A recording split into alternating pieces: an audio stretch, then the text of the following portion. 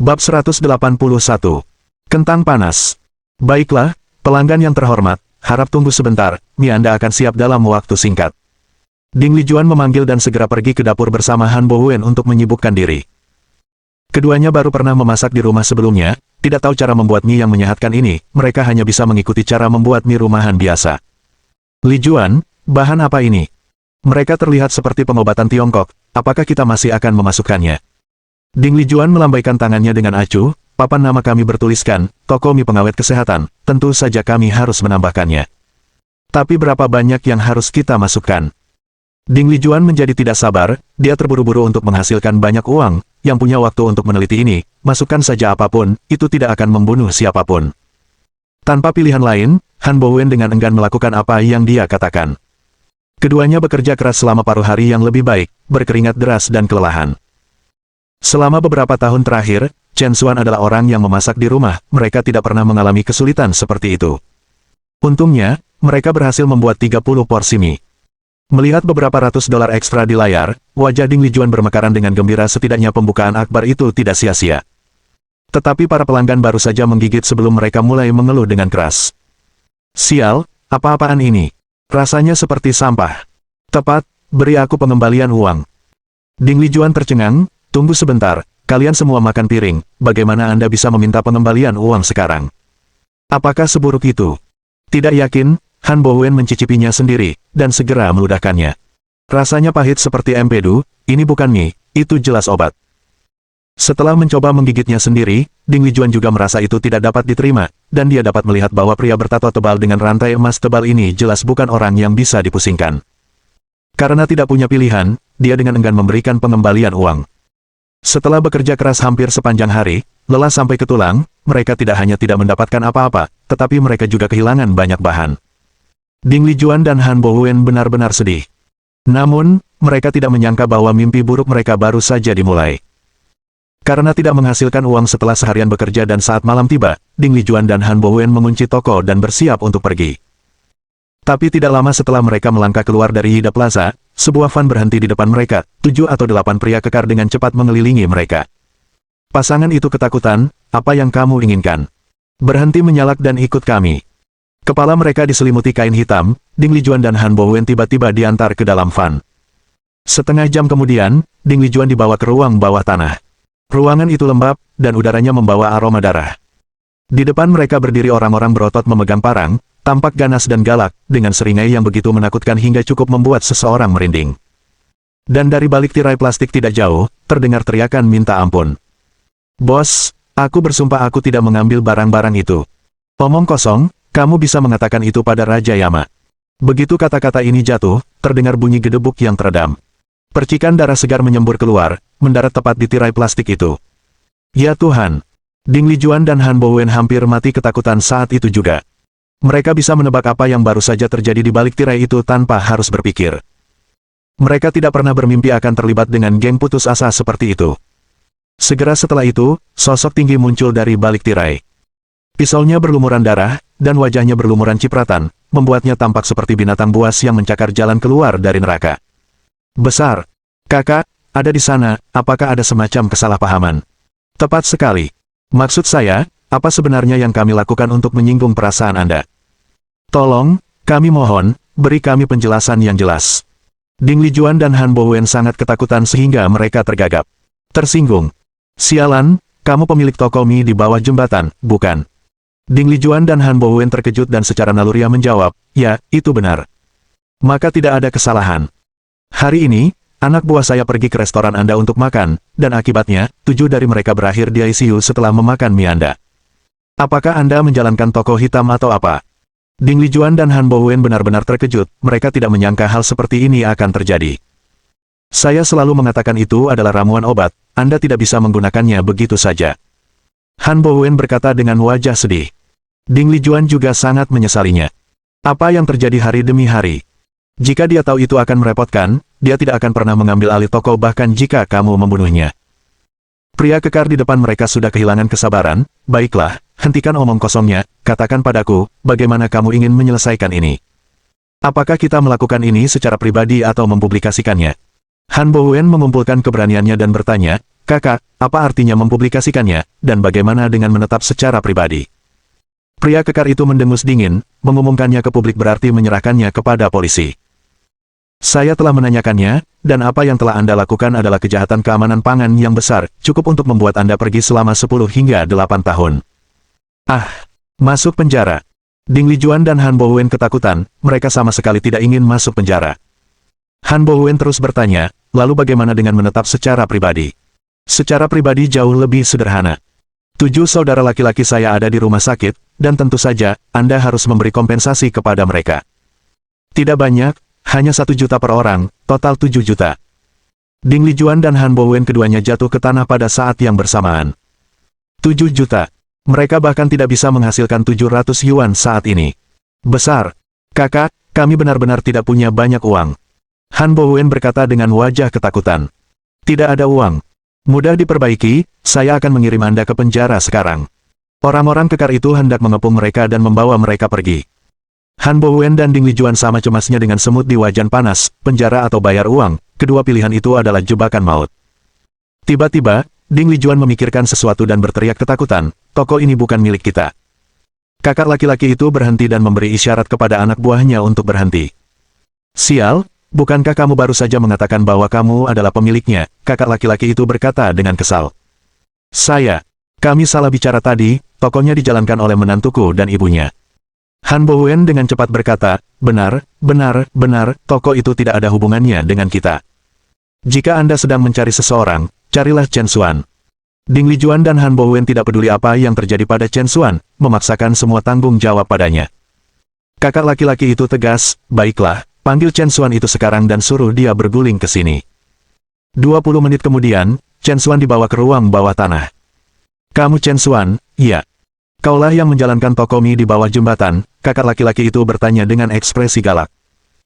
Chen Xuan memandang Ding Lijuan dan Han Bowen berlutut di tanah dan dengan tenang berkata, saya sudah melangkah keluar, toko mie adalah milik mereka sekarang. Ding Lijuan dan Han Bowen langsung putus asa. Chen Xuan, jangan menyemburkan fitnah. Toko mie jelas milik Anda dan ibu Anda, apa hubungannya dengan kami? Itu benar, kami belum memasukkan 1 sen pun dari awal hingga akhir, kami hanya membantu Anda menonton toko selama 1 hari, bagaimana itu menjadi milik kami? Kakak, jangan dengarkan dia, toko mie adalah miliknya, dan apapun yang terjadi harus menjadi tanggung jawabnya. Benar, jika kamu akan berurusan dengan seseorang, hadapi dia. Toko mie tidak ada hubungannya dengan kita. Sebelumnya, Ding Lijuan dan Han Bowen telah memperlakukan toko mie sebagai properti yang panas, berharap untuk mendapatkan bagian dari aksinya. Sekarang, itu telah berubah menjadi kentang panas yang sangat ingin mereka lemparkan kembali ke Chen Xuan. Bab 182 dia memiliki wanita lain di hatinya. Melihat reaksi Ding Lijuan dan Han Bowen, Chen Xuan tertawa terbahak-bahak. Keduanya lebih cepat dari siapapun ketika ada keuntungan yang bisa diperoleh dari toko mie, tetapi sekarang toko mie telah berubah menjadi lubang api. Mereka bergegas untuk mendorong diri mereka sendiri, benar-benar tidak tahu malu sampai membuka pintu untuk tidak tahu malu itu sendiri. Orang kuat itu memandang Ding Lijuan dan Han Bowen dengan ekspresi ragu, apakah kamu yakin tidak ada hubungannya dengan toko mie itu? Ding Lijuan buru-buru mengangguk, itu benar, tidak ada hubungan apapun. Orang kuat itu mengangguk, oke, ingat saja, jika saya mengetahui bahwa Anda telah membohongi saya, Anda tahu apa konsekuensinya. Saat dia berbicara, pria kuat itu mengangkat pisaunya dan memotongnya sudut meja di depannya langsung terpotong. Desis. Ding Lijuan dan Han Bowen menarik napas tajam karena takut. Baiklah, tersesat. Selebihnya, saya ingin berbicara baik-baik dengan menantu Anda. Ekspresi pria kuat itu sangat galak dan dalam. Ding Lijuan dan Han Bowen merasa seperti mereka telah menerima amnesti, kemudian dilindungi dan dibawa keluar oleh orang-orang kuat itu. Setengah jam kemudian, Ding Lijuan dan Han Bowen dibuang kembali ke depan Yida Plaza. Melihat kerumunan yang datang dan pergi di jalan, keduanya masih syok. Peristiwa yang baru saja terjadi terasa seperti berjalan melewati gerbang neraka. Chen Xuan tidak akan benar-benar dalam masalah, bukan? Han Bowen bertanya, khawatir. Ding Lijuan berkata dengan tidak sabar, siapa yang peduli? Lebih baik jika dia mati, maka Jingting dapat menemukan seseorang yang baru. Bagaimana dengan toko mie? Apakah kita benar-benar menyerah? Siapa yang mau toko mie jelek itu, ambillah jika kamu suka, aku pasti tidak menginginkannya lagi. Sibuk sepanjang hari dan tidak ada satu keuntungan pun yang diperoleh, belum lagi mereka hampir kehilangan nyawa selain kehilangan lebih dari 2 juta, Ding Lijuan benar-benar mempelajari pelajarannya kali ini bahkan jika toko mie diberikan kepadanya secara gratis, dia tidak akan berani mengambilnya. Sementara itu, di ruang bawah tanah. Setelah Ding Lijuan dan Han Bowen pergi, orang-orang kuat itu benar-benar berubah dari keganasan mereka sebelumnya dan semuanya menunjukkan ekspresi hormat di wajah mereka. Saudara Xuan, bagaimana penampilan saya sekarang? Orang kuat itu dengan penuh semangat menunggu pujian Chen Xuan, wajahnya berseri-seri dengan senyuman. Chen Xuan tersenyum tipis, lumayan, sayang sekali tidak menjadi aktor. Memang, semua itu sengaja diatur oleh Chen Xuan. Termasuk anggota staf yang datang untuk menagih sewa, para pekerja yang menuntut gaji mereka, dan bahkan pengunduran diri Liu Ping, semuanya diinstruksikan oleh Chen Xuan. Jika itu orang asing, tidak perlu ada masalah seperti itu, tetapi karena Ding Lijuan dan Han Bowen, bagaimanapun juga, adalah orang tua Jingting, Chen Xuan masih perlu meninggalkan ruang untuk bermanuver. Chen Xuan percaya bahwa setelah pelajaran hari ini, Ding Lijuan dan Han Bowen tidak akan berani lagi mencampuri kedai mie di bawah jembatan. Meskipun masalah ini telah diselesaikan, Chen Xuan masih jauh dari bahagia. Cara mertua orang tuanya, Ding Lijuan dan Han Bowen, membuangnya seperti sampah memotong inti Chen Xuan. Dikombinasikan dengan ketidakpercayaan Jingting, Chen Xuan tidak melihat harapan untuk pernikahan ini. Mungkin, seperti yang dikatakan Jingting, keluarga ini tidak kekurangan dia. Apakah waktunya benar-benar tiba baginya untuk pergi? Keesokan paginya, saat Han Jingting dan Ding Lijuan membawa Xiao Yu ke bawah, mereka melihat Chen Xuan datang untuk mengantar Xiao Yu ke sekolah. Melihat Chen Xuan berdiri di sana tanpa cedera, Ding Lijuan tercengang. "Kamu, kenapa kau baik-baik saja?" Chen Xuan tersenyum tipis, "Apa, kamu berharap sesuatu yang buruk terjadi padaku, bukan?" "Saya." Ding Lijuan kehilangan kata-kata dan berbalik untuk naik ke atas. Han Jingting tampak sangat bingung, "Apa yang kamu bicarakan? Apa yang sedang terjadi?" Insiden toko mie adalah sesuatu yang tidak pernah disebutkan Ding Lijuan kepada Han Jingting, jadi Han Jingting tidak tahu apa-apa tentang itu. Chen Xuan dengan santai menepisnya, "Apa yang salah? Orang tuamu baik-baik saja." Han Jingting menjadi tidak senang, "Chen Xuan, aku tahu kamu dan ibuku tidak akur, tapi dia tetap ibuku, dan aku akan sangat menghargainya jika kamu bisa lebih baik kepada mereka mulai sekarang." Chen Xuan tidak berencana banyak bicara, tetapi setelah mendengar kata-kata Han Jingting, kemarahan tiba-tiba melonjak di dalam hatinya. "Menjadi lebih baik. Ketika orang tuamu tanpa malu-malu mencoba mengambil alih toko mie ibuku, pernahkah kamu menyuruh mereka untuk bersikap lebih baik?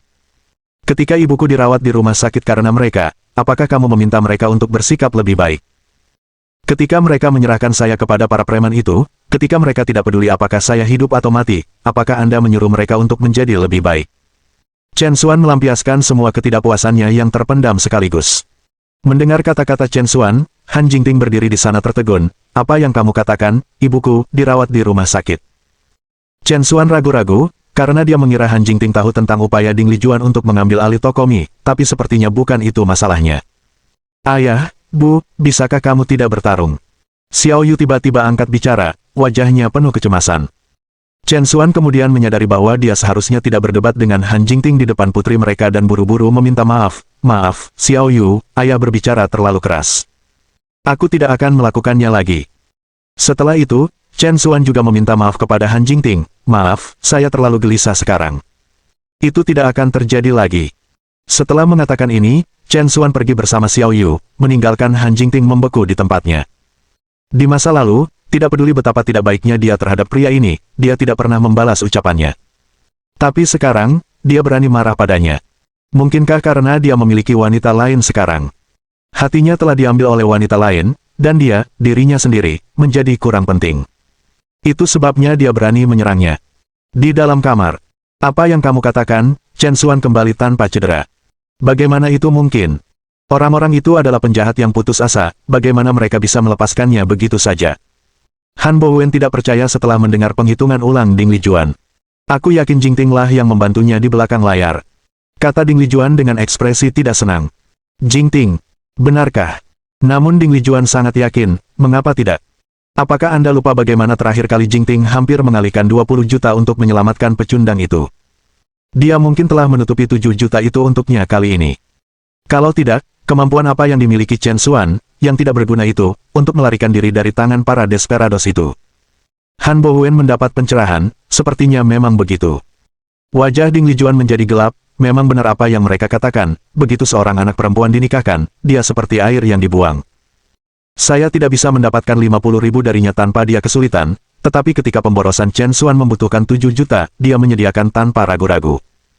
Andai saja Xiao Liang ada di sini, dia tidak akan pernah seperti dia. Bahkan jika Xiao Liang lebih baik, dia masih anak orang lain, bagaimana kamu bisa membandingkannya dengan putri kita sendiri? Meskipun Ding Lijuan sangat menyukai Ding Liang, Han Bowen tidak merasakan hal yang sama. Mengapa saya tidak bisa membandingkannya? Saya membesarkan Xiao Liang dengan tangan saya sendiri, dia tidak berbeda dengan anak saya sendiri. Han Bowen terdiam. Tidak masuk akal jika seorang ibu lebih menyukai anak orang lain daripada putrinya sendiri, dia tidak bisa memahami siapa yang bisa begitu bias. Han Bowen mengubah topik pembicaraan, untung Chen Xuan kembali dengan selamat. Jika sesuatu benar-benar terjadi padanya, Xiao Yu juga akan patah hati. Saya pikir kita harus membiarkan masalah ini berlalu begitu saja. Tapi Ding Lijuan tidak senang, lepaskan. Kita hampir 3 juta orang di dalam lubang, kita tidak bisa begitu saja melepaskannya begitu saja. Han Bowen mengerutkan kening, apalagi yang ingin kamu lakukan? Bab 183 ini adalah tokoh hitam. Ding Lijuan, wajahnya penuh dengan keangkuhan, hanya ada aku, Ding Lijuan, memanfaatkan orang lain. Tidak ada yang pernah memanfaatkan saya, Ding Lijuan. Aku akan memastikan mereka berdua memuntahkan semua uang kita. Pada siang hari, Su Suzhen sedang beristirahat di belakang meja di toko mie. Tubuhnya tidak lagi dalam masalah serius, tetapi dokter bersikeras bahwa dia perlu lebih banyak istirahat. Tiba-tiba, sebuah suara datang dari atas, wow, membuat keributan tentang penyakit ringan seperti itu seolah-olah itu adalah penyakit yang serius. Seorang wanita petani sepertimu dari pedesaan, mengapa semua kepura-puran? Ding Lijuan dan Han Bowen masuk, membawa sekeranjang buah kecil, berpura-pura khawatir. Kamu, mengapa kamu datang? Su Suzhen takut mereka datang untuk menimbulkan masalah lagi. Ding Lijuan sedikit tersenyum, bagaimanapun juga, kita adalah keluarga sekarang. Anda sakit, dan tentu saja, kami harus datang menemui Anda. Apa, kau tidak diterima? Su Suzhen agak terkejut, dia selalu lebih menyukai harmoni dan, meskipun dia dirawat di rumah sakit karena provokasi Ding Lijuan, dia secara alami akan memperlakukannya dengan baik sejak dia berinisiatif untuk berkunjung. Selamat datang. Tentu saja, sama-sama. Masuklah, silakan duduk. Su Suzhen, menyeret tubuhnya yang lemah, bangkit untuk menyambutnya. Ding Lijuan memutar matanya dan duduk dengan arogansi. Liu Ping, melihat wanita menjijikkan ini di toko mie lagi, ingin segera mengusirnya, tetapi diusir oleh Su Suzhen. Menyaksikan toko mie yang ramai, Ding Lijuan sedikit cemburu tetapi tidak ingin terlibat lagi setelah kejadian kemarin. Mungkin ada beberapa kesalahpahaman tentang situasi toko mie. Saya pikir restoran itu dibuka dengan uang dari Jingting, jadi saya sedikit terbawa suasana, katanya. Ding Lijuan sepertinya meminta maaf, tapi nadanya tetap ringan dan superior. Su Suzhen memiliki ekspektasi yang rendah, dan sudah puas bahwa Ding Lijuan bersedia meminta maaf. Selama kesalahpahaman itu diselesaikan, maka tidak ada masalah, kata Su Suzhen sambil tersenyum ramah, sudah memaafkannya. Tapi dia tidak tahu bahwa tujuan sebenarnya Ding Lijuan datang hari ini bukan untuk meminta maaf tapi untuk rencana lain. Sekarang kesalahpahaman tentang toko mie sudah jelas, dan karena ini adalah urusanmu sendiri, aku tidak akan mengejarnya. Sekarang, mari kita bicara tentang uang itu, kata Ding Lijuan. Su Suzhen bingung, uang? Uang apa? Ding Lijuan memarahi dengan kesal, apa maksudmu, uang apa? Sewa toko itu dan uang renovasi semuanya disediakan oleh kami, totalnya hampir 3 juta. Sekarang kami telah memberi Anda keuntungan dengan membiarkan Anda memiliki toko mie, bukankah Anda harus mengembalikan uangnya? Su Suzhen tampak bingung, memaksakan senyum, keluarga, mungkinkah ada kesalahan? Uang sewa dan renovasi toko mie memang kami bayarkan. Setelah mendengar ini, wajah Ding Lijuan menjadi dingin, apakah kamu mencoba melepaskan diri dari ini? Izinkan saya memberitahu Anda, tidak ada yang pernah bisa menipu saya, Ding Lijuan, kehabisan uang. Su Suzhen dengan cepat menjelaskan, keluarga, saya tidak berusaha menghindari hutang, tetapi uang itu benar-benar kami bayarkan. Ding Lijuan menjadi sangat marah, merasa bahwa Su Suzhen, wanita petani ini, memperlakukannya seperti orang bodoh. Bang! Keranjang buah menghantam lantai, buah-buahan berserakan di mana-mana, mengejutkan semua pelanggan terdekat. Ding Lijuan melontarkan omelan, kamu, Su. Kamu mungkin terlihat polos, tapi kamu hanya anjing lusuh. Saya akan bertanya untuk terakhir kalinya, maukah Anda mengembalikan uang kami atau tidak? Wajah Su Suzhen dipenuhi dengan ketidakadilan, 3 juta, dari mana saya akan mendapatkan uang sebanyak itu? Ding Lijuan mengangguk dengan marah, kamu tidak akan mengembalikan uangnya. Baiklah, saya akan memastikan toko mie Anda tidak dapat melanjutkan bisnis hari ini. Ding Lijuan segera meninggikan suaranya dan berteriak kepada semua orang, semuanya, datang dan lihat, Su Shuzhen ini, pemilik toko mie di bawah jembatan, dia menolak untuk membayar hutangnya. Menjalankan toko dengan penghinaan total terhadap kesopanan moral, mereka akan melakukan apa saja demi uang. Mereka menggunakan bahan-bahan berjamur, dan dapur mereka dipenuhi serangga. Apakah Anda tidak takut makan sampai mati di sini? Setelah mendengar ini, para pelanggan segera mulai bergumam dengan ketakutan. Han Bowen juga ikut berteriak, baru kemarin, seseorang dirawat di rumah sakit karena memakan mie mereka. Apakah kamu masih berani makan di sini? Tidakkah kamu menghargai hidupmu? Ini adalah tempat yang benar-benar teduh. Mendengar hal ini, para pelanggan benar-benar panik. Mereka pasti tidak ingin langsung pergi dari makan ke rumah sakit. Su Shuzhen benar-benar panik, karena dia menghargai hati nurani dan reputasinya di atas segalanya dalam bisnis. Ketika dia pertama kali membuka toko mie kecil di bawah jembatan, banyak orang di sekitarnya menggunakan minyak selokan, tetapi Su Shuzhen lebih suka menghasilkan lebih sedikit uang daripada melakukan sesuatu yang tidak masuk akal. Sekarang, Ding Lijuan dan Han Bowen memiliki keberanian untuk memfitnah kepolosan toko mie, mendorong Su Shuzhen ke puncak kemarahan. Semuanya, jangan dengarkan omong kosongnya. Toko kami tidak pernah melakukan hal seperti itu. Su Shuzhen dengan putus asa mencoba menjelaskan, tetapi dalam hal keamanan pangan, orang selalu lebih suka aman daripada menyesal, dan tidak ada penjelasan yang cukup meyakinkan. Sayangku, apa yang kamu lakukan? Bagaimana kita bisa melanjutkan bisnis kita seperti ini? Su Shuzhen sangat cemas sehingga dia mulai menangis. Bisnis. Lakukan urusan nenekmu. Saat berbicara, Ding Lijuan mengeluarkan banyak barang dari sakunya. Wosh! Uang kertas yang ditujukan untuk orang mati berkibar dari langit. Ya Tuhan, ini terlalu menakutkan. Saat ini, makanannya tidak mungkin dinikmati, dan para pengunjung bergegas keluar dari toko mie. Su Shuzhen gemetar karena marah. Sayangku, tolong jangan lakukan ini. Menyingkir dari jalanku. Su Shuzhen bergegas untuk turun tangan tetapi diusir oleh Ding Lijuan. Su Shuzhen tersandung dan kepalanya hendak membentur sudut meja. Liu Ping dan yang lainnya terus mengawasi, hati mereka di tenggorokan. Saat Su Shuzhen hendak menemui nasib berdarah, Chen Xuan, yang baru saja tiba, melangkah maju dengan cepat dan menenangkannya, nyaris menghindari bencana. Bu, apakah kamu baik-baik saja? Su Shuzhen menggelengkan kepalanya, menunjuk Ding Lijuan, yang menyebabkan keributan tidak jauh. Pada saat itu, Ding Lijuan masih dengan penuh semangat menghamburkan uang kertas dan menyebarkan berbagai rumor. Chen Xuan mendidih karena marah. Dia telah menahan diri di setiap kesempatan, untuk menghormati fakta bahwa ibu mertuanya, tetapi dia tidak menyangka dia akan terlalu berlebihan. Wosh! Chen Xuan mengambil secangkir air dan melemparkannya ke wajah Ding Lijuan. Ding Lijuan terpana oleh percikan itu, dan melihat bahwa itu adalah Chen Xuan, dia langsung marah. Beraninya kamu, Chen Xuan. Anda berani memercikkan saya. Karena menantu laki-laki yang membuang air ke ibu mertuanya benar-benar memberontak. Ekspresi Chen Xuan sedingin es, jika bukan karena wanita yang menjadi ibu Han Jingting, dia akan kehilangan kesempatan untuk berdiri di sana dan berbicara dengannya sejak lama. Memercikkan kamu adalah yang paling sedikit. Apakah Anda benar-benar berpikir ibu saya dan saya semudah itu untuk diintimidasi? Hari ini, saya akan memberitahu Anda konsekuensi dari menindas orang jujur. Bab 184. Apakah kita pantas menjadi lebih rendah? 20 menit kemudian, Ding Lijuan dan Han Bowen langsung dibawa ke kantor polisi. Dikelilingi oleh ruang interogasi yang keras, keduanya benar-benar panik.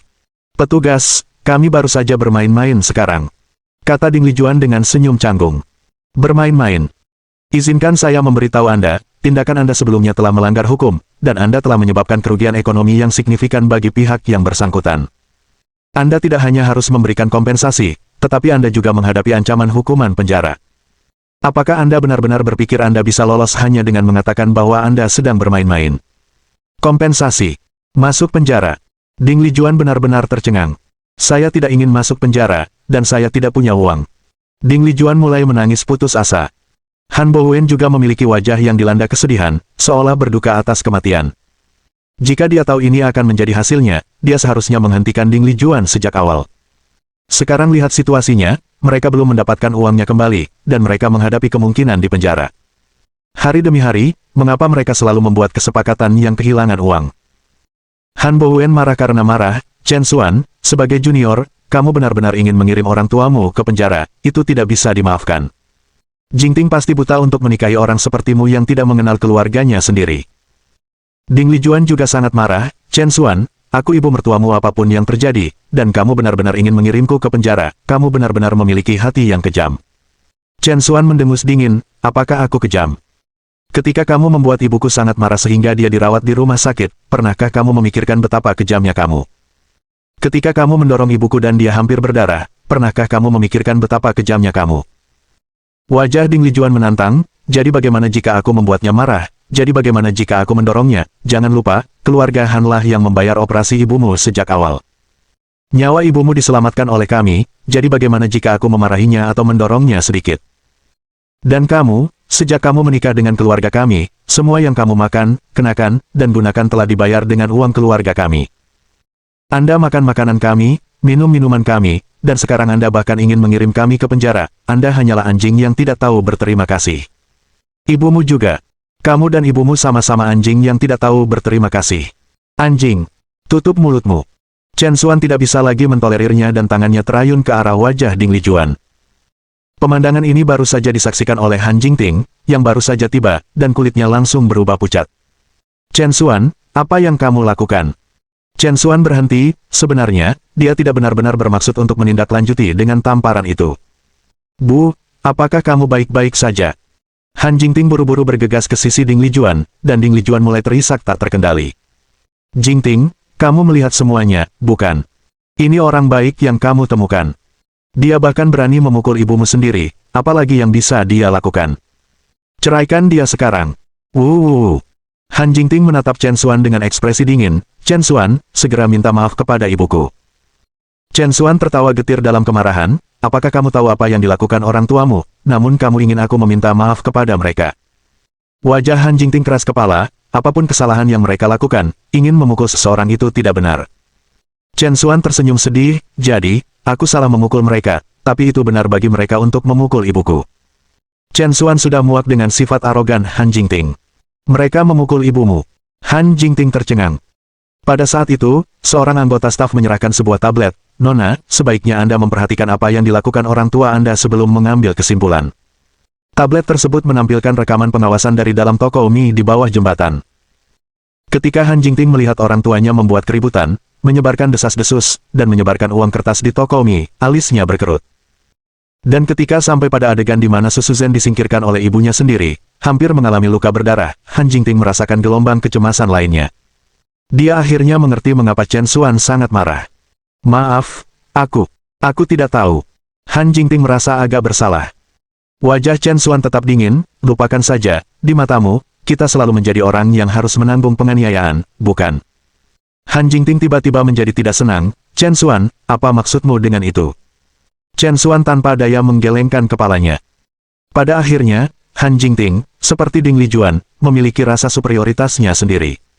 Dalam pandangan mereka, tindakan meminta maaf mereka sudah sangat membantu diri mereka sendiri. Jika Anda berani mengatakan hal lain, itu semacam pelanggaran terhadap mereka. Mungkinkah karena kita berasal dari keluarga yang sederhana, kita harus selalu berada di bawah kalian keluarga Han? Chen Xuan tidak dapat diganggu untuk menjelaskan lebih jauh dan berkata kepada Ding Lijuan dan Han Bowen, demi Jingting, saya dapat mengembalikan uang itu kepada Anda dan tidak mengejar tanggung jawab Anda. Namun, mulai besok, Anda perlu meminta maaf secara terbuka di depan toko mie selama 3 hari berturut-turut untuk mengkompensasi kerugian toko. Dan juga, jangan pernah datang untuk membuat masalah di tokoku lagi, jika tidak, aku tidak akan sopan padamu lagi. Karena itu, Chen Xuan langsung pergi. Ketika Han Jingting, bersama Ding Lijuan dan yang lainnya, berjalan keluar dari kantor polisi, mereka kebetulan melihat Chen Xuan dan seorang wanita naik mobil bersama, itu adalah Zheng Qingsui. Hati Han Jingting berubah sedingin es dalam sekejap. Saat ada yang tidak beres dalam keluarga Chen Xuan, Zheng Qingsui ini bergegas mendekat. Hubungan antara keduanya memang sangat dekat. Ding Lijuan yang bermata tajam juga menangkap pemandangan ini dan segera mulai berseru dengan keras. Apakah itu Chen Xuan? Siapa wanita itu bersamanya? Mengapa mereka begitu dekat? Jingting, lihat dengan cepat, apakah Chen Xuan memiliki orang lain di sampingnya? Apa bedanya bagiku apakah dia bersama orang lain? Han Jingting naik ke mobil tanpa ekspresi. Ding Lijuan dan Han Bowen saling memandang, bingung. Apa sebenarnya yang terjadi antara putri mereka dan yang sia-sia itu? Dalam 3 hari berikutnya, Ding Lijuan dan Han Bowen memang meminta maaf di pintu masuk toko mie seperti yang diminta Chen Xuan, benar-benar patuh. Tidak punya pilihan lain, karena menolak meminta maaf akan mengakibatkan penjara dan tidak mendapatkan uang, mereka tidak berani menentang. Dengan permintaan maaf dan klarifikasi Ding Lijuan dan Han Bowen, bisnis toko mie akhirnya mulai berkembang lagi, dan bahkan menunjukkan tanda-tanda menjadi lebih baik dan lebih baik. Melihat tokonya ramai lagi dan ibunya menjadi ceria, Chen Xuan akhirnya lega. Malam itu, saat Chen Xuan bersiap-siap untuk beristirahat, dia tiba-tiba menerima telepon dari Zhao Luna. "Halo, ada apa?" "Tidak apa-apa, aku hanya ingin bertanya kapan tepatnya paman akan selingkuh, jadi aku bisa dipertimbangkan," goda Zhao Luna dengan sengaja. Chen Xuan tidak bisa berkata-kata. Gadis ini selalu bercanda dengannya seperti ini. "Jika Anda tidak memiliki sesuatu yang serius untuk dibicarakan, saya tutup telepon," katanya. Chen Xuan berpura-pura akan menutup telepon. Zhao Luna dengan cepat menyela, "Tunggu, jangan tutup telepon, aku memang punya sesuatu yang serius." Di ujung telepon yang lain, Zhao Luna cemberut, wajahnya yang muda dan cantik dipenuhi dengan ketidaksenangan. "Jadi, akan ada kontes penilaian barang antik di Qiantang besok, dan aku ingin tahu apakah kamu bisa ikut denganku." Kontes penilaian barang antik. Chen Xuan tidak menyangka kompetisi seperti itu akan ada. Bab 185. Kontes penilaian harta karun. Awalnya, berpartisipasi dalam kontes semacam itu tidak terlalu penting bagi Chen Xuan, tetapi sekarang dia adalah pemegang saham yang memiliki 20% Pavilion Wemu. Ketika pavilion itu membutuhkan, dia secara alami merasa berkewajiban untuk turun tangan dan membantu. Jadi, tanpa banyak berpikir, Chen Xuan langsung setuju untuk berpartisipasi. Zhao Luna sangat senang, "Bagus, kalau begitu aku akan menjemputmu besok pagi." Keesokan harinya adalah akhir pekan, dan setelah mengirim Xiao Yu ke tempat Su Shuzhen, Chen Xuan mengikuti Zhao Luna ke Qiantang. Qiantang adalah bagian dari Nanjiang, ibu kota provinsinya, dan statusnya mirip dengan Nanhu. Begitu mereka keluar dari stasiun kereta berkecepatan tinggi, beberapa sedan berhenti di depan mereka, dan 3 pria parubaya berpakaian rapi datang untuk menyambut mereka. "Nona." Ketiga pria itu menyapa Zhao Luna, sikap mereka cukup sopan. Namun, ketika pandangan mereka tertuju pada Chen Xuan, mata mereka dengan jelas menunjukkan sedikit permusuhan. Pria parubaya berjubah panjang itu terkekeh, "Nona, ini bukan yang disebut jenius penilai harta karun yang Anda sebutkan kepada bos Zhao, bukan?" Zhao Luna mengangguk, "Ya, dia adalah Chen Xuan." Pria parubaya berjubah itu langsung mencibir, "Akhir-akhir ini, siapapun yang berani mengaku jenius. Dalam bisnis barang antik, tidak ada yang namanya jenius, semuanya bermuara pada pengalaman dan pengetahuan." Berbicara, pria berjubah itu mengalihkan pandangannya ke Chen Xuan dan berkata dengan jijik, "Anak muda, berapa umurmu, dan berapa banyak barang antik yang pernah kamu lihat, sentuh, untuk berani menyebut dirimu jenius penilai harta karun? Itu agak terlalu sombong." Chen Xuan tidak marah dan berkata dengan enteng, "Saya tidak pernah mengaku jenius apapun. Ini hanya kehormatan yang mereka berikan padaku." Pria berjubah itu mendengus dingin, "Kamu menerima pujian seperti itu? Maka Anda benar-benar tidak tahu arti kesopanan." "Tepat sekali." Kedua orang di sampingnya bergema setuju. Chen Xuan memaksakan senyum, seolah-olah semuanya adalah kesalahannya apapun yang terjadi. Zhao Luna tidak tahan lagi, "Paman Su, Chen Xuan sangat cakap, tidak bisakah kamu memperlakukannya sedikit lebih sopan?" Pria berjubah itu mencibir lagi, "Nona, memiliki keterampilan nyata tidak sesederhana hanya mengatakannya. Saya, Su Yang, telah berkecimpung dalam bisnis barang antik selama bertahun-tahun dan telah melihat banyak penipuan. Saya menyarankan Anda untuk tetap waspada dan berhati-hati agar tidak tertipu oleh seseorang yang semuanya berkilauan dan tanpa emas." Kata-kata Su Yang adalah saran yang jelas bahwa Chen Xuan adalah penipu. Sebelum Zhao Luna bisa berdebat, Su Yang dan 2 pria lainnya langsung masuk ke dalam mobil. "Paman, maafkan aku, Su Yang memang seperti itu, tolong jangan ambil hati," kata Zhao Luna meminta maaf.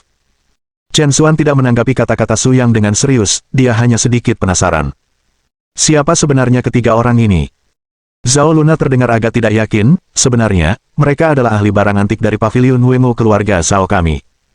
Seperti Anda, mereka juga mewakili keluarga Zhao kami dalam kompetisi penilaian harta karun ini." Chen Xuan memaksakan senyum. Ternyata gadis ini juga memikirkan orang lain. Dia memohon padanya untuk membantunya, tapi sepertinya dia hanya pilihan cadangan. Mulut wanita, penipu seperti hantu. Zhao Luna secara alami tahu bahwa menyembunyikan detail ini agak tidak tepat. Dia buru-buru menjelaskan, "Paman, aku tidak bermaksud menipumu. Hanya saja kontes penilaian harta karun ini sangat penting bagi saya, dan saya ingin sepenuhnya siap." Chen Xuan mengangkat alisnya, "Apa maksudmu?" Setelah mencapai titik ini, Zhao Luna tidak lagi menyembunyikan apapun dan menyusun keseluruhan cerita.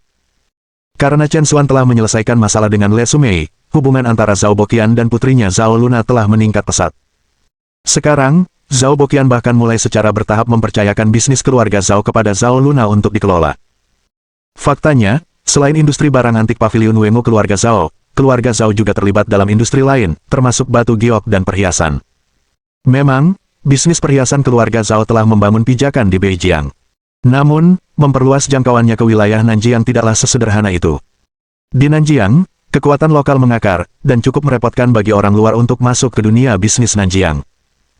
Ambil contoh industri batu giok dan perhiasan, pasar lokal di Nanjiang pada dasarnya didominasi oleh Tian Baofu, dan orang luar yang ingin berbagi keuntungan harus bersaing dengan Tian Baofu. Hanya setelah menang mereka bisa lolos untuk memasuki pasar Nanjiang. Memasuki industri perhiasan Nanjiang adalah tugas pertama yang diberikan kepada Zhao Luna oleh Zhao Boqian, dan Zhao Luna menganggapnya sebagai ujian dari ayahnya. Dia tidak ingin mengecewakan ayahnya, jadi kali ini, dia sama sekali tidak bisa kalah. Setelah mendengar penjelasan Zhao Luna, Chen Xuan akhirnya memahami usahanya yang sungguh-sungguh dan berhenti mengeluh tentangnya. Paman, ayahku tidak berani merepotkanmu karena statusmu. Sebenarnya keputusanku sendiri untuk meneleponmu, jadi tolong, jangan salahkan aku. Chen Xuan tersenyum masam, lupakan saja, aku terlalu senang kamu tidak memperlakukanku seperti orang luar. Bagaimana aku bisa menyalahkanmu? Jangan khawatir, saya pasti akan membantu Anda menang kali ini. Benarkah? Terima kasih banyak, Paman. Zhao Luna berkata dengan gembira, memeluk lengan Chen Xuan, bagian depannya yang bangga membuatnya gelisah. Kompetisi penilaian akan diadakan pada siang hari, dan mereka memutuskan untuk beristirahat di hotel terlebih dahulu. Begitu Chen Xuan kembali ke kamarnya, Su yang memimpin dua ahli lainnya masuk. Ada apa? Chen Xuan bertanya. Su Yang, dengan bangga, berkata, kami datang untuk memberitahu Anda bahwa Anda hanya perlu menonton kompetisi penilaian pada siang hari. Anda tidak perlu berpartisipasi. Chen Xuan tersenyum samar, maaf, tapi karena Luna memintaku untuk datang, tentu saja aku harus membantu. Su Yang mendengus dingin, jangan pikir aku tidak tahu apa yang kamu rencanakan. Anda hanya ingin pamer di depan Nona, untuk memenangkan hatinya, bukan? Sayangnya, Anda salah perhitungan. Industri barang antik bukanlah sesuatu yang bisa dicoba oleh sembarang orang. Apakah Anda tidak tahu berat badan Anda sendiri? Dua ahli lainnya, Hude dan Zhou Quan, menggemakannya. Tepat sekali. Kami bertiga ahli dalam barang antik, dan kami telah berkecimpung di bidang ini selama beberapa dekade. Dalam hal senioritas dan kemampuan, kita masing-masing lebih kuat dari Anda. Berpikir kamu bisa bersaing dengan kami hanya melebih-lebihkan dirimu sendiri. Kata-kata mereka dipenuhi dengan penghinaan, dan jelas bahwa mereka sama sekali tidak menganggap serius Chen Xuan. Chen Xuan tidak repot-repot berdebat dengan mereka dan dengan tenang berkata, kita lihat siapa yang melebih-lebihkan diri mereka sendiri. Saya perlu istirahat sekarang, selamat tinggal. Dengan itu, Chen Xuan menutup Su Yang dan yang lainnya di luar. Su Yang dan yang lainnya sangat marah. Anak ini benar-benar tidak tahu kapan dia diberi wajah. Hude mengutuk dengan marah. Apa yang harus kita lakukan sekarang? Jika anak ini naik ke panggung, dia pasti akan menyeret kita ke bawah. Zhou Quan khawatir. Masalah yang paling kritis adalah hanya 3 orang yang dapat berpartisipasi dalam kompetisi, dan jika Chen Xuan bersikeras untuk ikut serta, maka salah satu dari mereka pasti akan kehilangan kesempatan. Memiliki Greenhorn mencuri tempat mereka bukanlah penghinaan bagi para ahli berpengalaman ini. Su Yang mendengus dingin, jangan khawatir. Kami akan memasuki kompetisi lebih awal dan tidak memberinya kesempatan untuk berpartisipasi. Dia ingin mengesankan Nona, kan? Mari kita buat perjalanannya sia-sia. Bab 186 Mutiara Setengah Malam. Siang harinya, Zhao Luna dan Chen Xuan tiba di markas Tian Baofu sesuai rencana. Sebagai pembangkit tenaga listrik barang antik dan perhiasan terkemuka di Nanjiang, kemegahan Tian Baofu sama sekali tidak kalah dengan Wei Musuan keluarga Zhao itu mempesona dengan kemegahan emas, seperti sebuah istana. Dinding dan sudut lobi didekorasi dengan berbagai barang antik, masing-masing bernilai lebih dari 1 juta. Pada saat ini, lobi markas Tian Baofu telah mengumpulkan cukup banyak orang, semua tokoh terkemuka dari industri barang antik dan perhiasan di 2 provinsi Jiang. Meskipun hari ini disebut kontes penilaian harta karun, pada dasarnya, itu secara langsung melibatkan pembagian kepentingan antara para pihak dan lanskap masa depan industri perhiasan di Nanjiang, yang secara alami menarik perhatian besar dari orang-orang di industri tersebut. Di depan aula duduk 4 pria tua. Keempat pria ini memiliki wajah tegas dan tidak menyerah pada kesembronoan, duduk di sana seperti 4 gunung, tenang dan mantap. Mereka semua kelas berat di dunia barang antik dan juga juri kontes penilaian harta karun ini. Pemandangan di depannya benar-benar mengejutkan Chen Xuan. Dia segera menyadari bahwa barang antik di aula sangat berharga, terutama mutiara malam yang terkandung di mulut ukiran naga di bagian atas aula baik ukuran maupun kilaunya sangat langka dan berharga. Sama seperti Chen Xuan dengan hati-hati mengagumi mutiara malam, Su yang di sampingnya mencibir dan berkata, bagaimana dengan itu, pernahkah kamu melihat mutiara malam sebesar itu? Izinkan saya memberitahu Anda, ini adalah mutiara malam yang mengalir keluar dari Istana Tang, yang diberikan oleh negara Wo, yang bersumber dari kedalaman Laut Timur. Ini adalah harta karun Tian Baofu, sangat berharga. Tentu saja, itu normal bagi seorang pemula sepertimu untuk tidak pernah mendengar hal-hal ini. Dalam nada Su yang adalah superioritas penuh dan ejekan terhadap Chen Xuan. Chen Xuan, bagaimanapun, tidak gentar dan berkata dengan enteng, kamu benar, mutiara malam ini memang sangat langka, dan aku memang belum pernah mendengar tentang hal-hal ini. Wajah Su yang menunjukkan senyum puas, tetapi sebelum dia bisa menikmati kegembiraannya, Chen Xuan melanjutkan, namun, mengatakan bahwa hal ini sangat berharga adalah pernyataan yang berlebihan. Wajah Su yang menjadi gelap, apa maksudmu? Chen Xuan tersenyum samar, dengan keahlian seperti itu, Tuan Su, kenapa Anda tidak memperhatikan bahwa mutiara malam ini tidak utuh, tetapi hanya setengahnya? Apa? Su yang tercengang. Hude dan Zhou Quan juga menunjukkan ekspresi terkejut di wajah mereka. Kamu bercanda, ini harta Tian Baofu, bagaimana mungkin hanya setengahnya? Su yang benar-benar tidak percaya.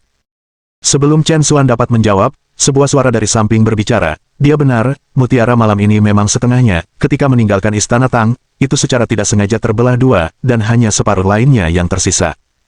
Kerumunan berbalik untuk melihat seorang lelaki tua mengenakan kacamata berbingkai emas. Pria tua itu berusia 70-an atau 80-an, memancarkan aura seseorang yang berpangkat tinggi. Su yang tidak senang dengan interupsi orang tua itu dalam percakapan mereka dan bertanya dengan sedih, siapa kamu? Itu setengah hanya karena Anda mengatakannya. Orang tua itu tidak kesal dan berkata dengan enteng, saya Guo Liangrui. Setelah berbicara, lelaki tua itu bertukar pandang dengan Chen Xuan sebelum langsung pergi. Guo Liangrui juga agak penasaran di dalam hatinya, tidak banyak orang di dunia antik yang tahu tentang mutiara setengah malam, bagaimana pemuda ini tahu jawabannya. Sedikit yang bisa dibayangkan Guo Liangrui bahwa Chen Xuan dapat melihat semuanya hanya dengan matanya. Setelah Guo Liangrui pergi, Su yang tiba-tiba teringat sesuatu, dan wajahnya menjadi pucat ketakutan. Guo Liangrui, tokoh antik Guo Liangrui. Baru sekarang Su yang menyadari betapa tidak sopannya perilakunya. Jadi, Chen Xuan benar, mutiara malam ini benar-benar hanya setengahnya. Zhao Luna merasakan kegembiraan yang menang. Su Yang dan yang lainnya bertukar tatapan diam. Bahkan Guo Liangrui telah mengatakannya, itu pasti benar. Apa gunanya mengetahui gosip-gosip kecil ini? Menilai harta tergantung pada keterampilan nyata, bukan tipu muslihat dan jalan pintas seperti itu. Setelah mengatakan itu, Su Yang, diikuti oleh Hude dan Zhou Quan, langsung menuju ke aula. Jadi, kamu dari Istana Tang. Sepertinya keluarga Zhao benar-benar tidak memiliki siapa-siapa lagi, mengirim seorang gadis kecil sepertimu ke sini.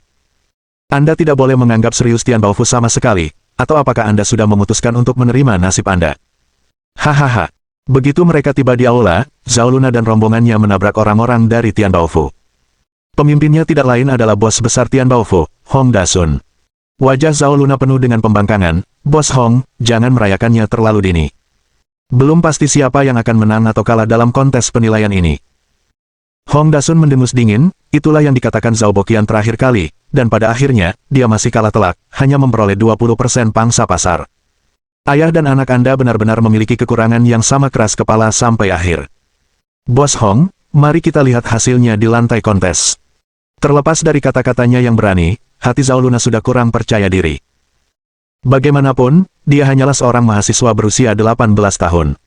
Orang-orang seusianya masih rajin menghadiri kelas di sekolah, namun disinilah dia, memikul perselisihan komersial senilai ratusan juta.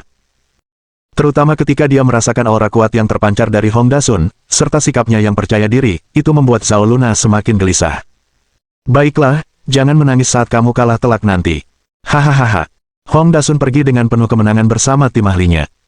Jangan khawatir, beberapa orang mungkin terlihat kuat di permukaan, tapi mereka hanyalah macan kertas, tusuk mereka, dan mereka akan runtuh. Chen Xuan melihat keraguan Zhao Luna dan menghiburnya sambil tersenyum. Kehangatan muncul di hati Zhao Luna. Dia merasakan kehangatan yang tulus, sesuatu yang belum pernah dia alami dari apa yang disebut orang baik, yang disebut keturunan kaya di sekitarnya. Dengan kedatangan Zhao Luna, kerumunan segera berkumpul untuk menonton. Karakter utama dari kontes penilaian hari ini awalnya adalah Istana Tang dan Tian Baofu. Publik memiliki ekspektasi yang tinggi untuk kompetisi hari ini, tetapi ketika mereka melihat bahwa pemimpin tim Istana Tang adalah seorang gadis muda berusia 18 atau 19 tahun, mereka sangat kecewa. Bagaimana mungkin gadis yang tidak berpengalaman seperti itu bersaing dengan orang hebat seperti Hong Dasun? Hampir dengan suara bulat, semua orang memilih untuk mendukung Tian Baofu, percaya bahwa Istana Tang jelas telah menghentikan perjuangan dengan mengirimkan gadis ini, yang ada di sini hanya sebagai formalitas. Tuan rumah muncul dan, setelah memperkenalkan latar belakang kompetisi, segera berkata, baiklah, tolong suruh kontestan dari kedua belah pihak naik ke panggung. Chen Xuan, bersama dengan Su Yang dan yang lainnya, melangkah langsung ke tengah arena. Penonton kembali kecewa saat melihat Chen Xuan.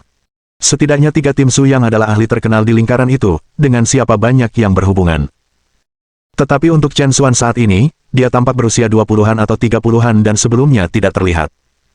Mengerahkan pendatang baru yang tidak berpengalaman dan tidak memenuhi syarat seperti itu menunjukkan bahwa mereka jelas-jelas mengada-ada. Sekarang, semua orang benar-benar kehilangan harapan untuk Istana Tang. Bab 187 mencari emas di pasir. Hong Dasun melihat barisan dari sisi Qiantang, terutama ketika dia melihat wajah muda seperti Chen Xuan, hatinya sudah bermekaran dengan gembira. Awalnya, dia agak khawatir tentang kompetisi penilaian harta karun yang akan datang, takut Qiantang akan merebut minatnya di pasar perhiasan Nanjiang. Tapi sekarang sepertinya kekhawatirannya benar-benar berlebihan. Untuk apa sebenarnya lawan di sini, mereka jelas-jelas menyerahkan diri untuk dikalahkan. Hong Dasun sudah 10 bagian pasti, merasa bahwa mereka, Tian Baofu, pasti akan menang kali ini. Setelah itu, tuan rumah mengumumkan aturan kompetisi.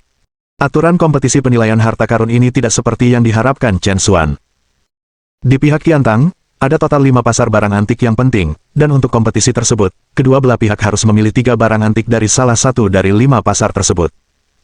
Kemudian mereka akan menyerahkan ketiga barang antik tersebut kepada juri beranggotakan 5 orang yang dipimpin oleh Guo Liangrui, untuk memperkirakan harga pasar secara terpisah. Pada akhirnya, pangsa pasar selama 3 tahun ke depan akan dibagi berdasarkan total harga pasar barang antik tersebut. Aturan seperti itu tampak sederhana tetapi sebenarnya sangat merugikan pihak Qiantang. Karena Qiantang adalah tempat asal Tian Baofu, ditambah lagi, seperti yang diketahui semua orang tentang apa yang disebut pasar barang antik, lebih dari 90% barang antik itu palsu. Memilih barang antik asli dari begitu banyak barang palsu, dan terlebih lagi, menemukan barang antik asli yang berharga dari sebelumnya, sebenarnya sangat sulit. Itu bukan pernyataan yang berlebihan untuk membandingkannya dengan mendulang emas di pasir. Juga, justru karena inilah kompetisi penilaian harta karun menjadi lebih menghibur untuk ditonton. Baiklah, kompetisi resmi dimulai, batas waktunya tepat pukul 8 malam. Pada saat itu, kedua belah pihak akan mempersembahkan ketiga barang antik tersebut untuk kompetisi. Semoga sukses untuk kalian semua. Atas perintah tuan rumah, kompetisi resmi dimulai. Masuklah ke dalam mobil. Jelajahi 4 penjuru kota timur, barat, utara, dan selatan mulailah berburu. Pihak Hong Dasun sudah memiliki pengaturan, saat kompetisi dimulai, beberapa mobil dengan 4 ahli penilai mereka berangkat ke 4 arah berbeda menuju pasar barang antik. Melihat bahwa pihak Hong Dasun telah berangkat, Zhao Luna tidak mau kalah dan memerintahkan semua orang untuk pergi. Paman Su, ingat, kita bertemu kembali di sini pukul 7.30.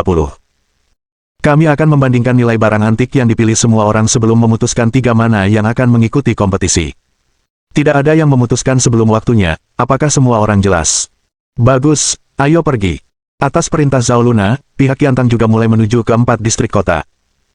Zhao Luna mengikuti Chen Xuan, berharap dia dapat memilih bidak yang cukup berharga baginya untuk meraih kemenangan yang lebih mudah. Namun, tindakan Chen Xuan selanjutnya membuat Zhao Luna agak kecewa. Chen Xuan tidak, seperti para ahli lainnya, dengan cermat memilih dari semua kios. Apa yang dia lakukan hanyalah menganggur di dalam 5 pasar barang antik besar. Memang, hanya bermalas-malasan, tanpa ada bedanya dengan jalan-jalan. Paman, kita sedang dalam kompetisi sekarang, bisakah kamu sedikit mempercepatnya? Zhao Luna mendesak. Chen Xuan dengan santai mengacungkan kipas kertasnya, berjalan santai. Jangan terburu-buru, karena kita perlu mencari emas di pasir, kita tentu harus melihat semuanya sebelum sampai pada kesimpulan. Tapi poin kuncinya adalah, Anda tidak melihat apa-apa. Zhao Luna tidak bisa menahan diri untuk tidak mengeluh. Beberapa jam telah berlalu, dan yang dilakukan Chen Xuan hanyalah melihat sekilas pasar barang antik ini, bahkan tanpa memasuki satu toko pun. Bagaimana mungkin memilih karya asli dalam keadaan seperti itu? Chen Xuan hanya tersenyum dan tidak berkata apa-apa. 5 pasar barang antik mencakup area yang luas, dan semuanya ada ribuan toko. Oleh karena itu, pendekatan yang dipilih Su Yang dan yang lainnya adalah pergi ke beberapa toko yang lebih besar untuk menemukan target mereka, yang dapat meningkatkan peluang keberhasilan mereka. Memang, Hanya dalam beberapa jam saja, hampir tidak mungkin bagi orang biasa untuk melihat-lihat semua barang antik di semua toko, belum lagi menemukan harta karun yang sebenarnya di antara ratusan ribu barang. Ini hampir merupakan tugas yang mustahil. Namun, itu tidak mungkin bagi orang biasa. Untungnya, Chen Xuan bukan orang biasa. Semua orang mengira Chen Xuan hanya berkeliaran tanpa tujuan, dengan asumsi dia hanya berjalan-jalan, tetapi kenyataannya, usaha sejati Chen Xuan selalu berburu harta karun. Tidak ada yang memperhatikan bahwa di kedalaman mata Chen Xuan, dua bola emas telah terbentuk, seperti danau kembar emas atau dua kabut-kabut emas tanpa dasar.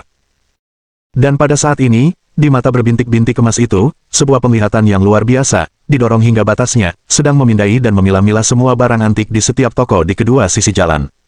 Sepasang mata emas, mencari emas di pasir. Berjam-jam berlalu, dan kontestan lainnya telah lama memilih barang-barang mereka, sementara Chen Xuan akhirnya menyelesaikan tur ke semua jalan di 5 pasar barang antik utama pada saat-saat terakhir. Namun, tangannya masih kosong. Selama berjam-jam, dia tidak membuat pilihan apapun. Paman, sudah waktunya, barang antik mana yang akan kita pilih untuk kompetisi?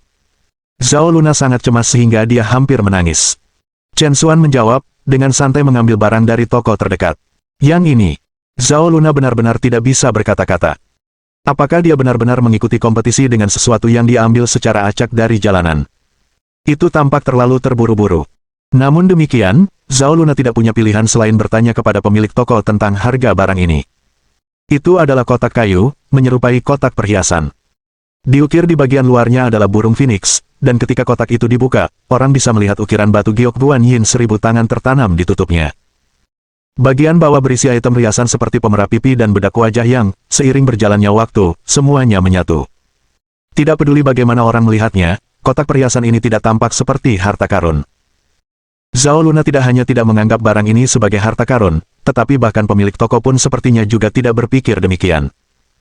Zhao Luna tidak dapat diganggu untuk tawar-menawar dengan pemiliknya dan akhirnya membeli kotak kayu itu seharga 20.000 yuan. Saat hari berubah menjadi petang, saat itu hampir pukul 7 malam. Zhao Luna tidak bisa lagi menunda dan bergegas kembali ke aula Tian Baofu bersama Chen Xuan. Pada saat itu, 7 peserta termasuk Su yang sudah lama menunggu. Seorang bawahan yang bertanggung jawab untuk membayangi Chen Xuan dan Zhao Luna adalah orang pertama yang berlari dan melapor ke Hong Dasun. Mendengar bahwa Chen Xuan tidak melakukan apa-apa sepanjang hari selain berjalan-jalan di pasar barang antik bersama Zhao Luna, dan pada akhirnya, hanya dengan santai mengambil sebuah kotak kayu dari kios pinggir jalan untuk mengikuti kompetisi, Hong Dasun tertawa terbahak-bahak. Sepertinya Tuan Chen ini memang datang hanya untuk mengisi angka-angkanya. Nona Zhao, membawa pecundang seperti itu ke sekitar Qiantang sangat membuang-buang waktu semua orang. Hong Dasun mengejek. Zhao Luna tidak dapat diganggu untuk berdebat, cukup bicara, mari kita mulai.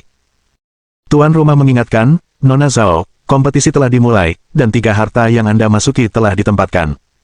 Zhao Luna menoleh dan memang melihat bahwa 3 barang antik telah dipasang di area pajangan yang dialokasikan di sisinya. Su Yang dan yang lainnya telah memutuskan untuk mengikuti kompetisi tanpa berkonsultasi dengannya. Bab 188. Ban bekas mengambil alih. Zhao Luna sangat marah, Paman Su, bukankah kita setuju untuk menunggu sampai aku kembali untuk membuat keputusan? Mengapa Anda memasangnya sebelumnya? Su Yang berkata dengan angkuh, Nona, saya telah mengatakan bahwa orang Chen ini sama sekali tidak dapat diandalkan. Apakah Anda benar-benar ingin menggunakan barang antik yang dia pilih untuk menggantikan milik kita? Hude menggemakan, tepat, Nona. Kudengar anak ini tidak melakukan apa-apa sepanjang hari selain berjalan-jalan denganmu. Keyakinan seperti apa yang dapat Anda miliki pada sesuatu yang dipilih oleh orang seperti itu? Kamu. Zhao Luna sangat tersendat sehingga dia tidak bisa berbicara. Zhao Luna sangat tidak puas dengan tindakan Su Yang dan Hude untuk bergerak sebelum melapor kembali, tetapi berbagai tindakan Chen Xuan membuatnya kehilangan kata-kata. Karena di hati Zhao Luna, dia juga agak tidak yakin dengan kemampuan Chen Xuan. Mungkinkah sesuatu yang diambil dengan santai dari pinggir jalan benar-benar barang antik yang berharga? Hong Dasun mencibir ke samping, Nona Zhao, jelas bahwa tanduk hijau ini hanyalah sampah. Anda mungkin juga mendengarkan saran dari para ahli Su dan Hu, jangan percaya kata-katanya. Bahkan jika kamu menggunakan barang antik yang dipilih oleh para ahli Su dan Hu, kamu mungkin tidak menang, tapi setidaknya kamu tidak akan kalah memalukan, hahaha. Semua orang di sekitar juga tertawa terbahak-bahak. Nona Zhao, bolehkah saya bertanya apakah Anda di Tian Baofu yakin Anda ingin menggunakan ketiga barang antik ini dalam kompetisi? Tanya tuan rumah akhirnya. Kerumunan itu gempar. Siapa anak ini, yang benar-benar membuat keputusan untuk bos? Dia bahkan berani menantang ahli Su, anak ini benar-benar tidak tahu tempatnya. Wajah Su yang menjadi gelap, Chen, apa-apaan kamu? Apakah menurut Anda terserah Anda untuk memutuskan siapa yang dapat atau tidak dapat berpartisipasi? Tepat, Nona bahkan belum mengucapkan sepatah kata pun, apa yang membuatmu berpikir kamu bisa ikut campur? Apa kau tahu aturannya? Hude dan Zhou Quan juga meremehkannya dengan jijik. Chen Xuan mengabaikan mereka dan menoleh ke tuan rumah. Kataku, kita di Tian Baofu harus memasukkan item ini. Tuan rumah memandang Zhao Luna, Nona Zhao, apa keputusanmu? Zhao Luna ragu-ragu. Bagaimanapun, dia hanyalah seorang gadis berusia 18 tahun. Ini adalah pertama kalinya dia membuat keputusan yang begitu penting, dan dia juga tidak yakin. Su yang berkata kepada tuan rumah, jangan dengarkan dia. Barang-barang kami telah dipajang, kami sekarang mewakili Tian Baofu. Sebelum tuan rumah bisa berbicara. Tabrakan. Suara tajam terdengar saat Chen Xuan menghancurkan vas porselen biru dan putih di atas panggung. Sekarang, kamu tidak lagi mewakili Tian Baofu. Vas ekor Phoenix Rukilen dinasti Song Utaraku. Mata Su yang melotot, dipenuhi rasa sakit dan penyesalan. Seluruh aula terkejut. Pilihan Su Yang, vas ekor Phoenix dinasti Song Utara, memiliki peluang 80% untuk menjadi asli, tetapi Chen Xuan telah menghancurkannya tanpa sepatah kata pun. Chen, apakah kamu gila? Apakah Anda tahu berapa harga barang antik saya? Setidaknya 30 juta. Su Yang sangat marah sehingga dia ingin bertarung dengan Chen Xuan. Orang banyak merasa malu padanya. Sebuah vas 30 juta, begitu saja, hancur. Chen ini benar-benar menyia-nyiakan hadiah surgawi. Hude dan Zhou Quan juga sangat gelisah. Vas ekor Phoenix ahli Su adalah kunci kemenangan kami, dan Anda baru saja menghancurkan harta ini. Saya pikir kami di Tian Baofu pasti kalah kali ini. Dan kita akan kalah telak dalam hal itu. Chen, kamu bisa dibilang penjahat bagi Tian Baofu. Bukan hanya mereka, tapi semua orang di sekitar menggelengkan kepala. Jika vas ekor Phoenix Su yang ada di kompetisi, Tian Baofu mungkin masih memiliki kesempatan, tapi sekarang, Tian Baofu tampaknya benar-benar kurang beruntung. Meskipun Su Yang dan Hude sangat gelisah, ekspresi Chen Xuan tetap tenang. Dia mengambil sepotong porselen dari vas yang pecah di lantai. Apakah kamu benar-benar berpikir bahwa barang rongsokan seperti itu dapat mewakili kita di Tian Baofu? Chen, apa maksudmu? Apakah Anda mengatakan bahwa barang saya tidak berharga? Su Yang sangat marah, siap berdebat dengan Chen Xuan. Namun, sebelum dia bisa bergegas maju, sebuah suara bergema perlahan. Benda milikmu ini, memang, tidak terlalu berharga. Siapa bilang begitu? Su Yang hendak mengutuk, tetapi ketika dia melihat siapa yang berbicara, dia segera menutup mulutnya. Guo Liangrui. Su Yang merasakan sentakan tiba-tiba di dalam hatinya. Bahkan Guo Liangrui mengatakan vas ekor Phoenix miliknya tidak berharga. Mungkinkah itu benar-benar ada masalah? Su Yang dengan cepat melihat ke arah potongan-potongan yang hancur, langsung membeku di tempat. Dia melihat bahwa bagian bawah vas porselen memiliki warna yang sangat berbeda di mana ia retak dari badan vas. Tua, pangkalan lama terpasang. Hude, Zhou Quan, dan lainnya juga telah melihat anomali tersebut. Yang disebut Old Base Attached mengacu pada penggunaan base yang lebih lama dengan bagian atas yang lebih baru dan kemudian menggabungkannya menggunakan teknik khusus. Ini adalah metode umum untuk memalsukan porselen, tetapi karena agak tertutup, sulit bagi kebanyakan orang untuk membedakan antara porselen asli dan palsu. Karena sebenarnya, benda ini bukanlah barang palsu, itu tidak bernilai uang sebanyak itu. Su Yang benar-benar tercengang. Tidak pernah dalam mimpinya dia membayangkan bahwa barang antik yang sangat dia yakini akan berubah menjadi palsu. Sekarang, apakah kamu masih berpikir kamu bisa mewakili Wei Muxuan? Chen Xuan bertanya dengan tegas. Wajah Su Yang berubah jelek, aku terlalu terburu-buru dan tidak memperhatikan dengan cermat. Bahkan jika barang saya bukan barang Qianru dinasti Song Utara asli, itu masih bernilai lebih dari yang Anda pilih. Kamu masih pendosa Wei Muxuan. Chen Xuan mendengus dingin, apakah barang saya berharga? Anda akan segera tahu. Dengan itu, Chen Xuan meletakkan kotak kayu yang dia pilih di atas meja pajangan. Tuan rumah mengumumkan, baiklah, item para pesaing telah dikonfirmasi. Saya menyatakan bahwa kompetisi sedang berlangsung secara resmi. Kemudian, tuan rumah mengundang Guo Liangrui dan 5 juri lainnya untuk menilai 6 item di atas panggung. Pertama, mereka menilai item dari tim Hong Dasun. Batu tinta pola ikan berukir Greenstone dinasti Song Utara, diperkirakan mencapai 5 juta. Mangkuk enamel Qianlong dinasti Qing, diperkirakan mencapai 15 juta. Vas hati berputar porselen dinasti Ming Chenghua, diperkirakan mencapai 30 juta. Tian Baofu, 3 item, nilai perkiraan total, 50 juta. Setelah pengumuman tuan rumah, seluruh aula menjadi gempar. 50 juta. Hanya dalam waktu setengah hari, mereka telah menemukan 3 barang antik yang sangat berharga dari lautan barang antik yang luas. Tian Baofu memang mengesankan kali ini. Perlu dicatat bahwa dalam kompetisi terakhir, nilai total dari 3 barang antik yang diperoleh Tian Baofu hanya lebih dari 30 juta. Tian Baofu benar-benar mencetak rekor baru kali ini.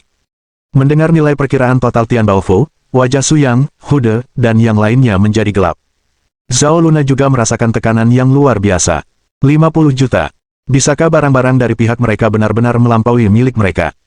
Selanjutnya, Guo Liangrui dan yang lainnya mulai mengidentifikasi 3 barang antik dari sisi Wei Muxuan. Vas plum biru putih dinasti Ming Yongle diperkirakan mencapai 3 juta. Hidangan bermotif bunga pastel dinasti King Xuantong diperkirakan mencapai 5 juta.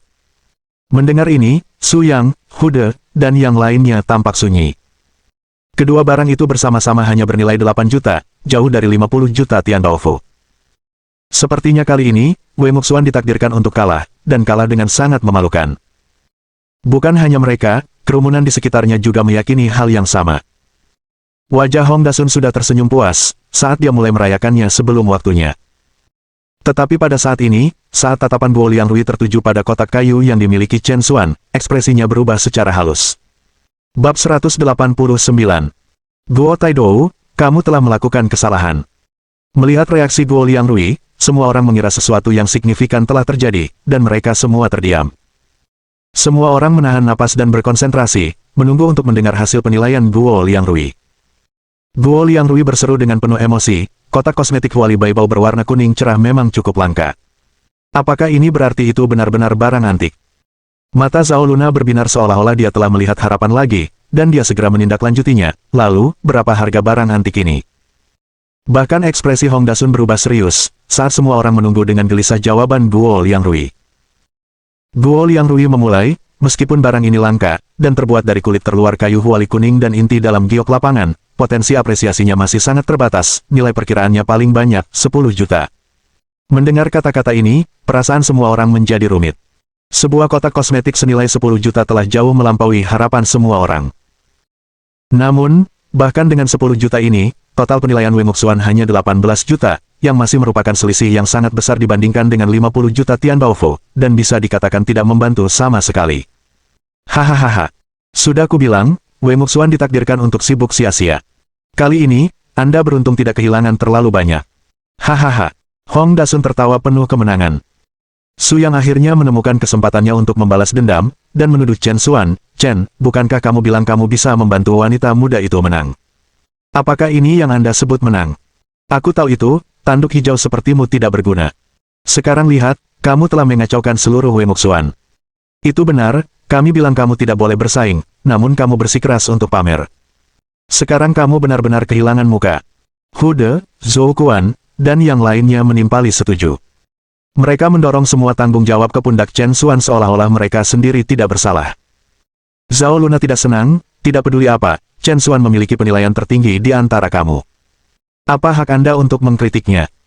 Su Yang menyatakan dirinya benar, jika dia benar-benar memiliki kemampuan, dia seharusnya membantu kami memenangkan kompetisi. Sekarang setelah ini terjadi, dia sepenuhnya yang harus disalahkan. Kamu. Zhao Luna sangat marah sehingga dia kehilangan kata-kata. Melihat perselisihan internal meletus di dalam Wei Muxuan, Hong Dasun merasa lebih sombong di dalam hatinya. Baiklah, kita tidak punya waktu untuk melihat kalian berkelahi seperti anjing. Anda sudah kalah, kembali saja ke tempat asal Anda. Dengan itu, Hong Dasun bersiap untuk pergi bersama rakyatnya. Semua orang juga bersiap untuk keluar dari tempat kejadian. Tetapi pada titik ini, Chen Xuan mulai berbicara dengan kecepatan yang terukur. Kompetisi belum berakhir, bukankah keberangkatanmu agak terlalu dini? Mendengar kata-kata ini, semua orang di aula tercengang, dan Hong Dasun tidak bisa menahan diri untuk tidak menghentikan langkahnya. Nak, apa maksudmu dengan itu? Hong Dasun bertanya, menatap Chen Xuan dengan ekspresi gelap. Chen Xuan tetap tenang, kataku, kompetisi belum berakhir. Hong Dasun mencibir, sepertinya bukan hanya kekuatanmu yang kurang, tapi mata dan telingamu juga sepertinya tidak berfungsi dengan baik. Tidakkah kamu mendengar bahwa Guo Taidou telah mengumumkan hasil kompetisi?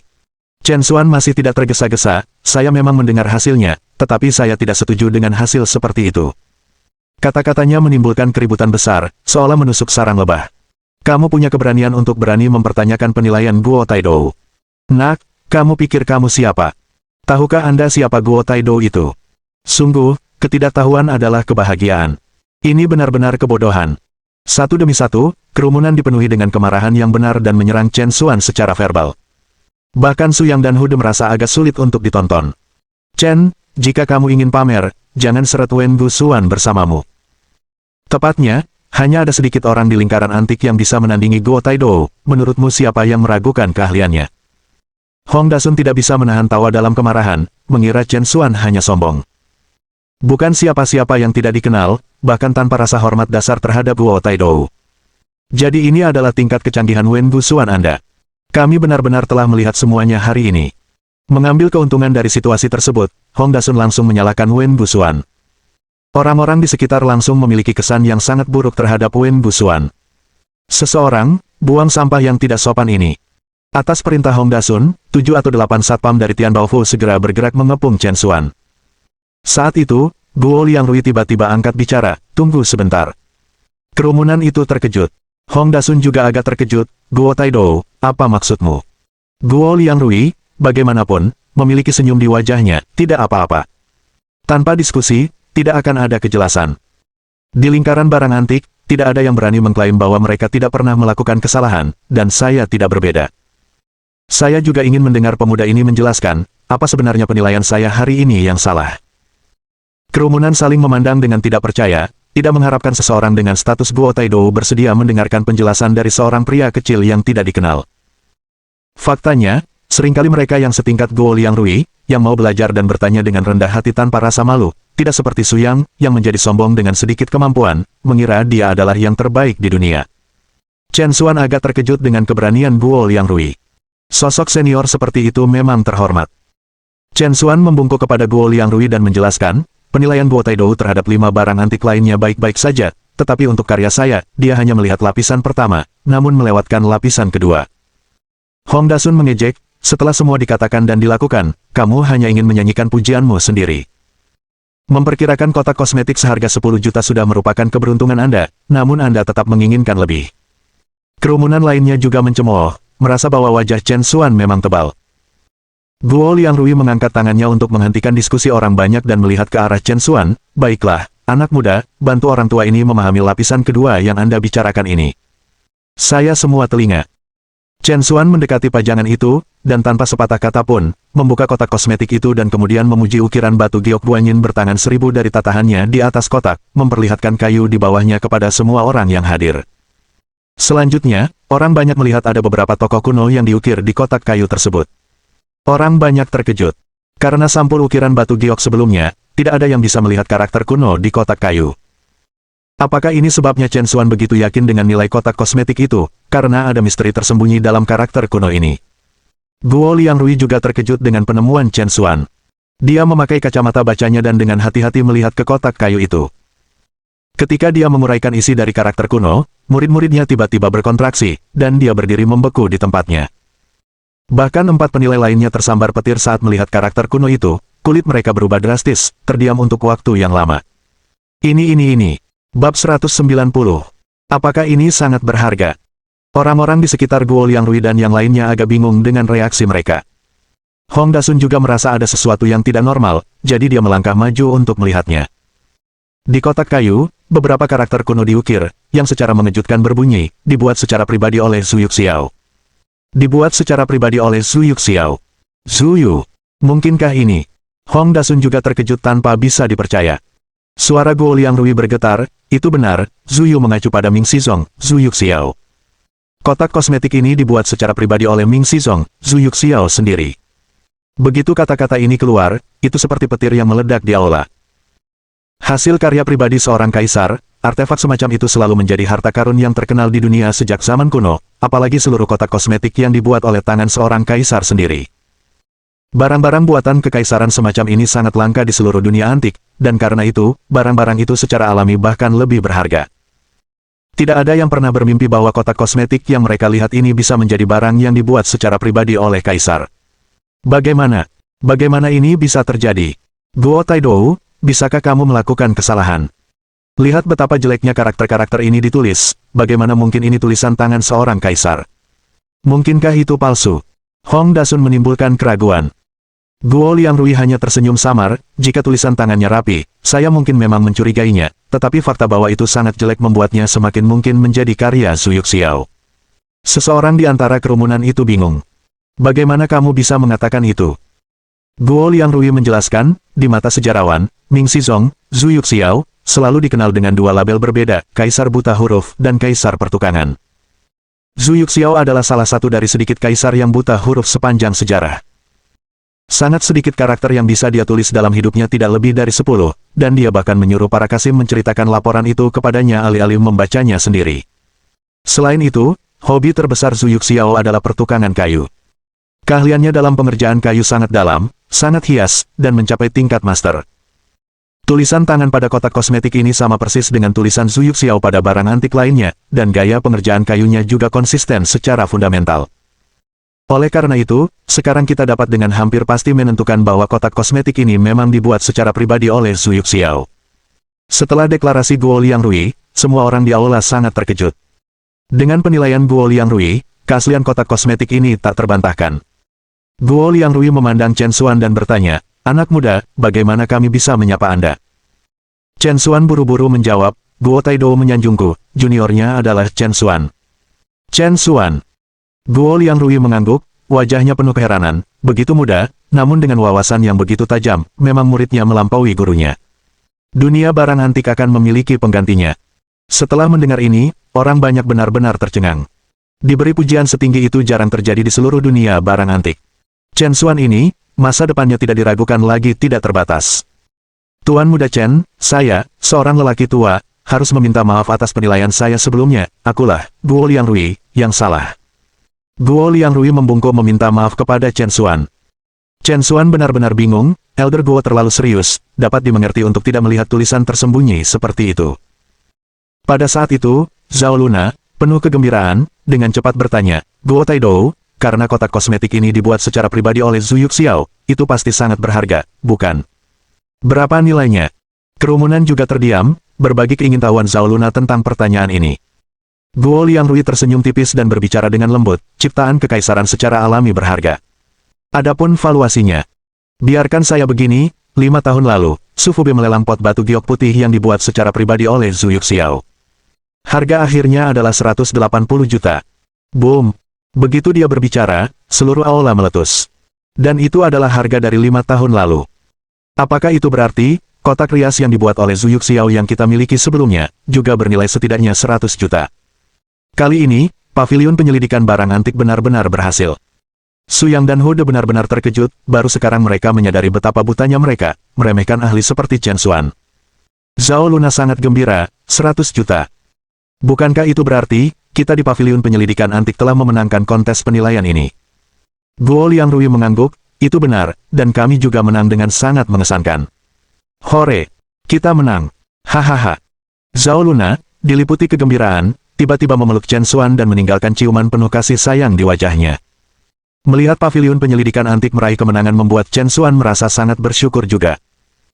Namun, sebelum Chen Xuan dan yang lainnya dapat mulai merayakannya, mereka mendengar Hong Dasun berteriak keras, "Saya tidak setuju dengan hasil ini." Keheningan menimpa semua orang dalam sekejap. Wajah Zhao Luna juga menjadi gelap, "Bos Hong, apa maksudmu?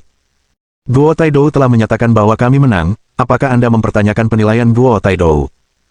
Hong Dasun mendengus dingin, "Saya tidak keberatan dengan penilaian Guo Taidou, yang saya pertanyakan adalah dia." Hong Dasun menunjuk Chen Xuan. Seperti yang dia katakan sendiri, prasasti Zhu Yuxiao sangat tersembunyi. Bahkan seseorang yang berpengalaman seperti Guo Taidou tidak melihatnya, jadi bagaimana dia bisa menemukannya?